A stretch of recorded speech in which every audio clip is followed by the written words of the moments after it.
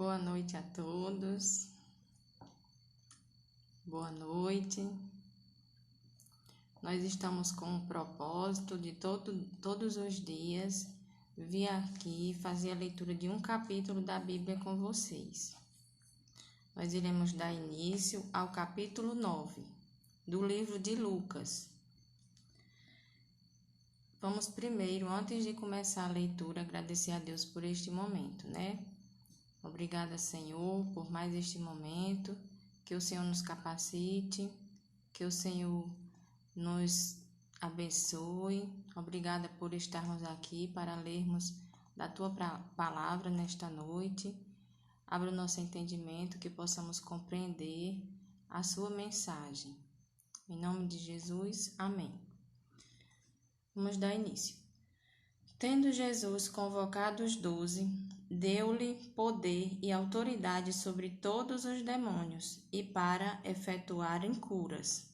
Boa noite. Também os enviou a pregar o reino de Deus e a curar os enfermos. E disse-lhes: Nada leveis para o caminho, nem bordão, nem alforge, nem pão, nem dinheiro, nem deveis ter 2 túnicas. Na casa em que entrardes, ali permanecei e dali saireis. E onde quer que não vos receberem, ao sairdes daquela cidade, sacudi o pó dos vossos pés, em testemunho contra eles. Então, saindo, percorriam todas as aldeias, anunciando o evangelho e efetuando curas por toda a parte. Aqui Jesus, ele envia os 12, para pregar o evangelho, os 12 apóstolos. Essa missão que foi dada aos apóstolos também foi dada para nós. Nós devemos falar do reino de Deus para as pessoas.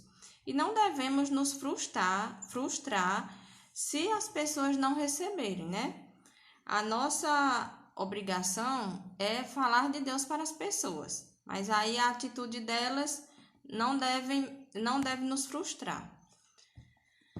Ora, o tetrarca Herodes soube de tudo o que se passava e ficou perplexo, porque alguns diziam: João ressuscitou dentre os mortos. Outros, Elias apareceu, e outros, ressurgiu um dos antigos profetas. Herodes, porém, disse: Eu mandei decapitar João. Quem é, pois, este a respeito do qual tenho ouvido tais coisas? Ele se esforçava por vê-lo. Então, Herodes, ele ficou na curiosidade, Porque ele ouviu falar de Jesus, mas ele ficou pensando, é João Batista? Mas João Batista não é, porque ele tinha mandado decapitar. Então, ele ficou imaginando quem seria, Se era Elias, se era João Batista. Ao regressarem os apóstolos, relataram a Jesus tudo o que tinha feito, e levando consigo, retirou-se à parte para uma cidade chamada Betsaida. Mas as multidões, ao saberem, seguiram-no. Acolhendo-as, falavam-lhes a respeito do reino de Deus e socorria os que tinham necessidade de cura. Mas o dia começava a declinar. Então se aproximaram os 12 e lhe disseram: Despede a multidão para que, indo às aldeias e campos vizinhos, se hospedem e achem alimentos, pois estamos aqui em um lugar deserto. Ele, porém, lhes disse: Dai-lhes vós mesmo de comer? Responderam eles: Não temos mais que 5 pães e 2 peixes, salvo se nós mesmos formos comprar comida para todo este povo. Porque estava ali cerca de 5.000 homens. Então disse aos seus discípulos: Fazei-os sentar-se em grupos de 50. Eles atenderam, acomodando a todos. E tomando os 5 pães e os 2 peixes, erguendo os olhos para o céu, os abençoou, partiu e deu aos discípulos para os distribuírem entre o povo. Todos comeram e se fartaram, e dos pedaços que ainda sobejaram foram recolhidos 12 cestos. Aqui a multiplicação do alimento, O princípio da multiplicação. Aqui, o princípio da multiplicação é através de uma pessoa a gente abençoar várias pessoas, que no caso aqui Jesus, né, ele abençoou a multidão. E há algumas pessoas que Deus abençoa, que Deus faz prosperar, para que essas pessoas ajudem outras pessoas carentes, né? Porque se nós somos prósperos, possuímos as coisas, mas não ajudamos os necessitados, quem passa fome, quem passa por necessidade, não há sentido a nossa prosperidade, né? Estando ele orando à parte, achava-se presentes os discípulos, a quem perguntou: Quem dizem as multidões que eu sou? Responderam eles: João Batista, mas outros dizem que é Elias, e ainda outros dizem ser ressurgir um dos antigos profetas. Mas vós, perguntou ele, quem dizeis que eu sou? Então falou Pedro e disse: És o Cristo. Ele, porém, advertiu-os, mandou que a ninguém declarasse tal coisa, dizendo: É necessário que o Filho do Homem sofra muitas coisas, seja rejeitado pelos anciãos, pelos principais sacerdotes e pelos escribas, seja morto e no terceiro dia ressuscite. Aqui não era o momento ainda do povo saber quem era Jesus, né? Porque Jesus veio com um propósito e tudo veio no tempo certo. Tudo que ele veio fazer aqui tinha o tempo certo. E não era o momento ainda, porque ele ia ser morto, crucificado, mas não era o momento de o povo saber ainda quem ele era. Dizia a todos: Se alguém quer vir após mim, a si mesmo se negue. Dia a dia tome a sua cruz e siga-me. Pois quem quiser salvar sua vida, perdê-la-á. Quem perder a vida por minha causa, essa a salvará. Que aproveita ao homem ganhar o mundo inteiro se vier a perder-se ou a causar dano a si mesmo? Porque qualquer que de mim e das minhas palavras se envergonhar, dele se envergonhará o Filho do Homem, quando vier na sua glória e na do Pai e dos santos anjos. Verdadeiramente vos digo, alguns há dos que aqui se encontram, que de maneira nenhuma passarão pela morte, até que vejam o reino de Deus. Aqui nesse versículo, eu marquei aqui, esse versículo 24. Pois quem quiser salvar sua vida, a perderá. Mas quem perder a sua vida por minha causa, este a salvará. Não existe vida cristã, aqui eu fiz uma observação, não existe vida cristã sem renúncia. Então, você terá uma vida, quando você aceita Jesus na sua vida, né? Você terá uma vida nova, uma vida que mostre para as pessoas que você caminha com Jesus. Renúncia de prazeres da carne, renúncia do pecado, e seguir a Jesus. De que adianta você ganhar o mundo e perder a sua alma, né? Perder a vida eterna. Cerca de 8 dias depois de proferidas estas palavras, tomando consigo a Pedro, João e Tiago, subiu ao monte com o propósito de orar. Desde o primeiro capítulo de Lucas que nós vemos que Jesus sempre orava em secreto. Isso mostra a importância de nós termos um momento de oração com Deus em secreto. Mesmo que nós passemos o dia todo orando em pensamento, mas que durante o dia seja tirado 15, 20 minutos para ter aquele momento de qualidade com Deus, um momento de intimidade com Ele. E aconteceu que, enquanto ele orava, a aparência do seu rosto se transfigurou e suas vestes resplandeceram de brancura. Eis que 2 varões falavam com ele, Moisés e Elias, os quais apareceram em glória e falavam da sua partida, que ele estava para cumprir em Jerusalém. Pedro e seus companheiros achavam-se premidos de sono, mas, conservando-se acordados, viram a sua glória e os 2 varões que com ele estavam. Então, Jesus estava orando, né? Aí chegou Moisés e Elias e eles estavam conversando. E Pedro e os companheiros estavam dormindo. Ao se retirarem estes de Jesus, disse-lhe Pedro: Mestre, Bom é estarmos aqui, então façamos 3 tendas. Uma será tua, a outra de Moisés e outra de Elias, não sabendo, porém, o que dizia. Eles estavam dormindo e quando Pedro acordou, não sabia nem o que estava dizendo, né? Então, propôs fazer uma tenda para eles. Enquanto assim falava, veio uma nuvem e os envolveu. E encheram-se de medo ao entrarem na nuvem. E dela veio uma voz dizendo: Este é meu filho, o meu eleito, a ele ouvi. Depois daquela voz, achou-se Jesus sozinho. Eles calaram-se e naqueles dias a ninguém contaram coisas alguma do que tinham visto. No dia seguinte, ao descerem eles do monte, veio ao encontro de Jesus grande multidão. E eis que, dentre a multidão, surgiu um homem dizendo em alta voz: Mestre, suplico-te que vejas meu filho, porque é o único. Um espírito se apodera dele e de repente o menino grita.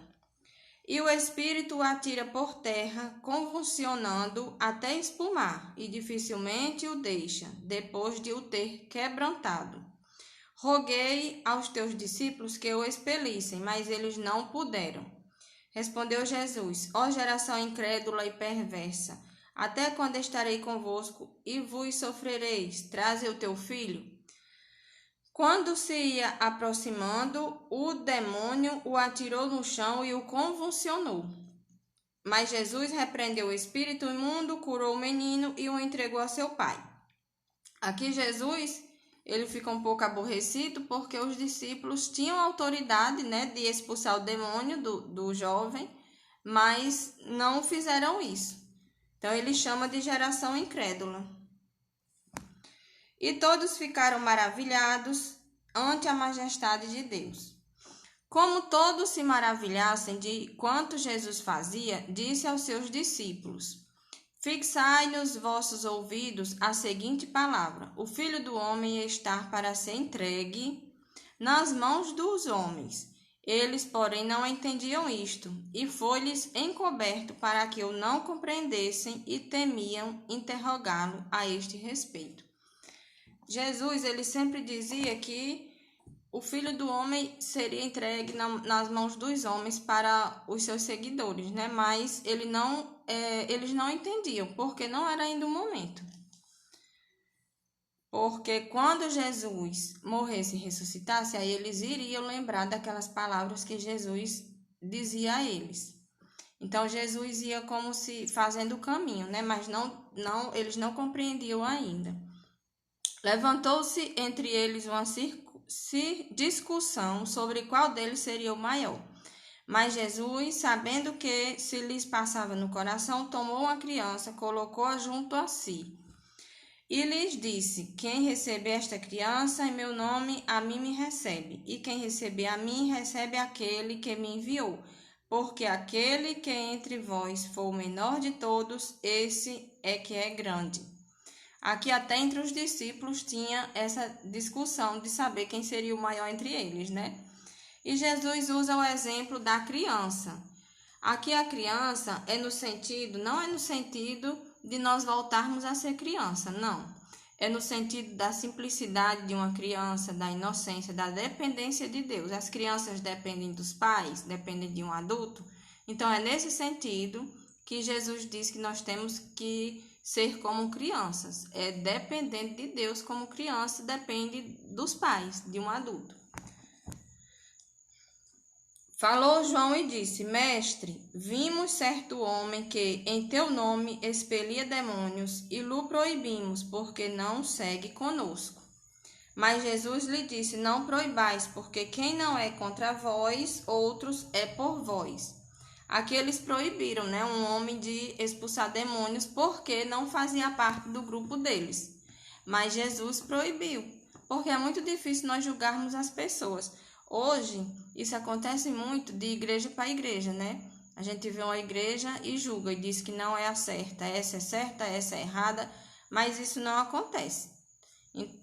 Nós não podemos julgar qual igreja é certa, qual igreja é errada, qual pessoa é salva, qual pessoa não é. A salvação é pela graça e só quem sabe é Deus. E aconteceu que, ao se completarem os dias em que devia ele ser assunto ao céu, manifestou no semblante a intrépida resolução de ir para Jerusalém. E enviou mensageiros que o antecedessem. Indo eles, entraram numa aldeia de samaritanos para lhe preparar pousada. Mas não receberam, porque o aspecto dele era de quem decisivamente ia para Jerusalém. Vendo isto, os discípulos Tiago e João perguntaram: Senhor, queres que mandemos descer fogo do céu para o consumir?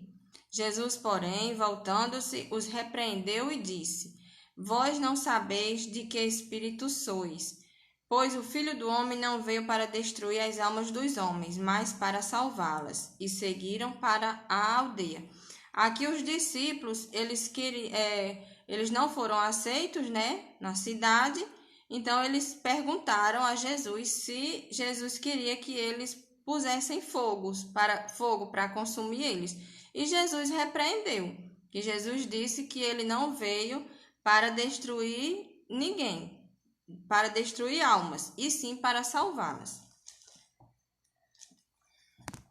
Indo eles caminho fora, alguém lhe disse: Seguir-te-ei para onde quer que fores. Mas Jesus lhe respondeu: As raposas têm seus covis, e as aves do céu ninhos, mas o Filho do Homem não tem onde reclinar a cabeça. A outro disse Jesus: Segue-me. Ele, porém, respondeu: Permite-me ir primeiro sepultar meu pai? Mas Jesus insistiu: Deixa os mortos os sepultar os seus próprios mortos. Tu, porém, vai e prega o reino de Deus.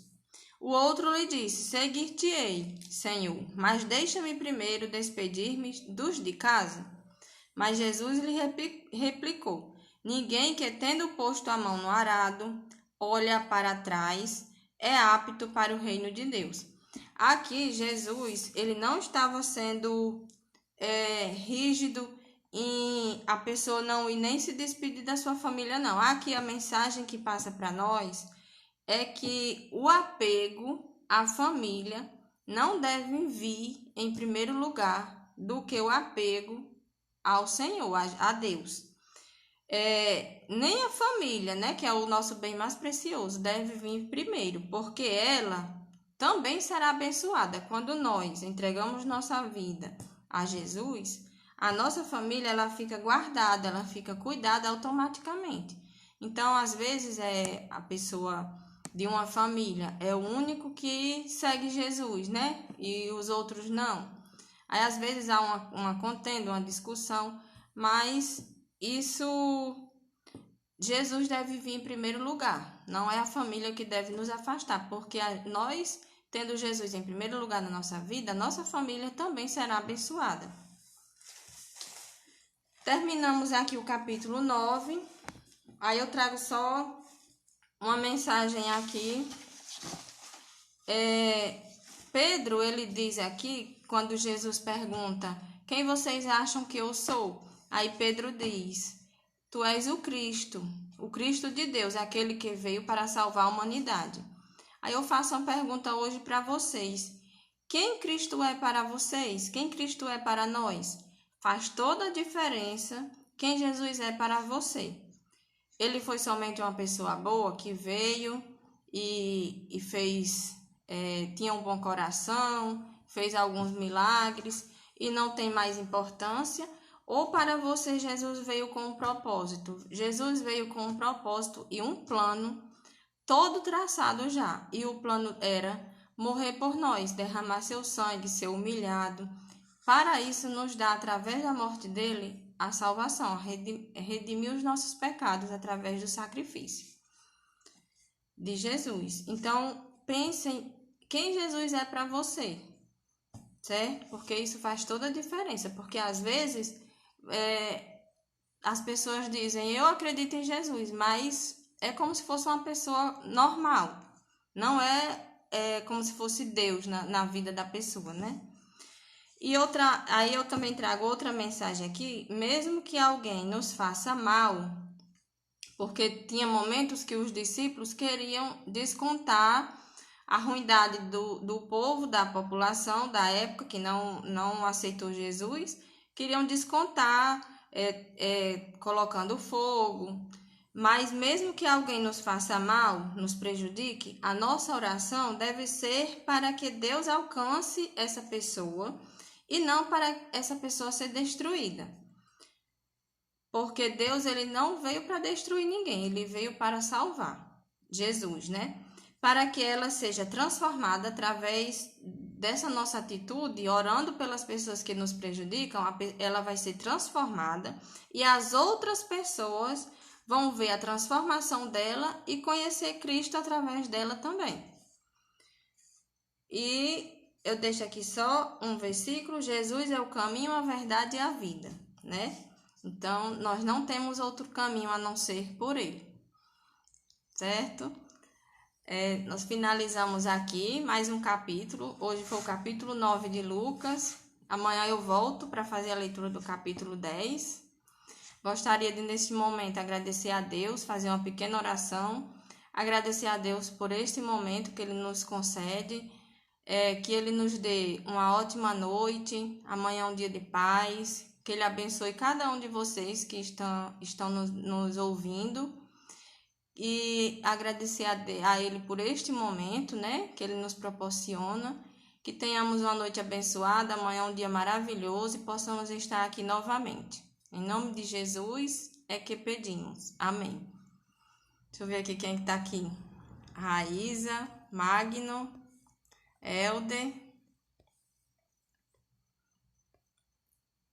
Nathalie, Lídia, Natinha Medeiros, Minha Vida, não sei quem é, Ana Nery, Marailton. Pessoal, obrigada. Todo dia eu estou aqui fazendo a leitura de um capítulo. Deus colocou esse propósito no meu coração, essa vontade de falar dele para as pessoas. Eu acho que é o mínimo que eu posso fazer, é vir aqui e fazer a leitura de um capítulo e comentar um pouquinho. Então, espero vocês aqui todos os dias, 9 horas da noite eu estou vindo. Se Deus permitir, eu vou fazer isso por muito tempo. Obrigada a todos que estão aqui e até amanhã, se Deus quiser.